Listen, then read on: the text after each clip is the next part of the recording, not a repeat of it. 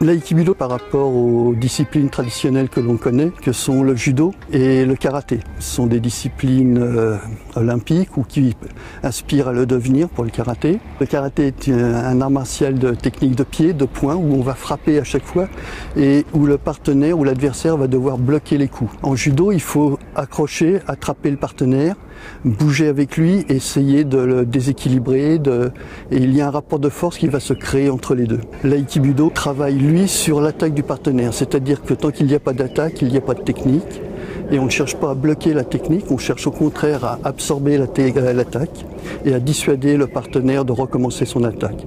La dissuasion, on la connaît bien, on connaît bien la définition aujourd'hui.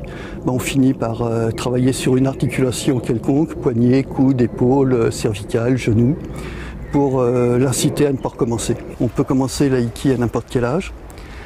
On a des pratiquants qui aujourd'hui ont 60 et plus de 60 ans, 65, 70. L'aïkido, c'est de la patience, c'est du travail, c'est de l'humilité. Il faut répéter, répéter, répéter et il faut prendre son temps.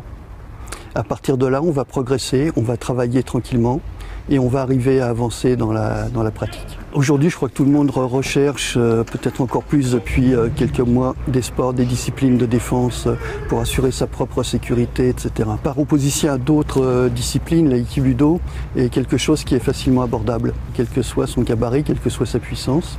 Et donc on est plus naturellement tenté à aller vers l'aïkido. On a créé la section enfants à la fin des années 80 pour répondre à une demande justement des parents qui nous voyaient travailler et qui avaient envie que leurs enfants puissent s'initier, puisque à travers ce travail, on leur apprend un certain nombre de choses que sont le respect, l'humilité et puis une certaine forme de tenue.